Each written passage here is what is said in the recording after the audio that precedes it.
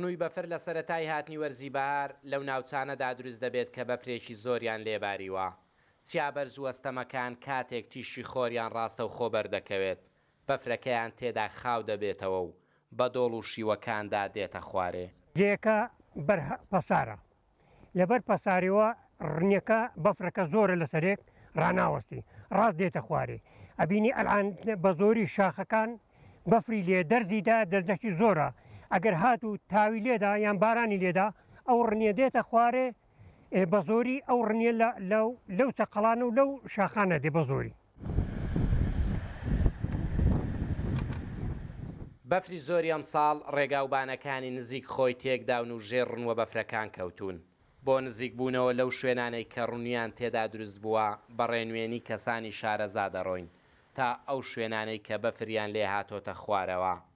لەو دۆڵەدا ڕووبارێکی گەورە هەیە، بەڵام هێندە بەفریچیاکانی تێدا هاتۆتە خوارەوە کە هەست ناکەیت ژێر ئەو بەفرا ئەو ئاوە زۆرەی تێدا بڕوات. ڕنی زۆر بەقەوەتە، هەتا هیچی خۆ لە بەڕاناگری، نەبڵێ جاییت بە شاخی لە بەبی بەردی لە بەبی داری لە بەبی هیچ خۆ لە بەڕاناگری، ئەوەندە بە زەبرە ئەکەویتە سەرێک زۆر زۆر ڕقەبی تا درەنگ ناتەوێتەوە. ئەو منتیقەوە پڕژەی پێڵێن بەناوبانگە پڕژێ لە هەم هەتا هاوینانش بەفر لێ ئەمینی، هاوینانش بەفرەرا لێ ئەبێداتە ئەبێدا پڕتەوە بێت. بەفربارینی زۆر سوود بە ئاوی سەرزەوی و ژێرزەوی دەگەێنێت، بەڵام لێرە ڕنوە بەفرەکان زیانی بە چێڵگە کشت و کاڵیەکان و ڕەزوباخی هاونیشتیمانیان گەیاندووە. ئەو ڕنیە ئەلۆ بۆ ڕووباری هاتە خوارێ ئەبێرەدا پەری تۆلۆن منە ئەو ساڵشا پەڕیتەوە چوتەوە ئەو بەر ڕووباری ئەو بەخشا بنە خۆدایە.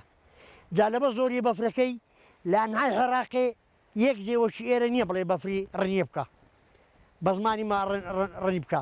ئەوەندە زۆر بێ سەرێک ئەلعان لەوانەیە 50 مەتری تێدای بەرزایە 50 مەتری.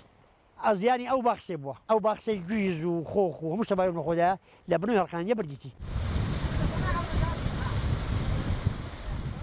بەفربارینی زۆری کوێستانی پڕژە، مانەوەی لە هەر چوار وەرزی ساڵ و ئاوی ژێر بەفرەکانی دیمەنی چیابەرز و سەرنج ڕاکێشەکانی وای کردووە کە گەشتیارێکی زۆر سەردانی ئەو ناوچەیە بکات و وێنەی یادگاری لەگەڵ ڕنوە بەفرەکان بگرێت.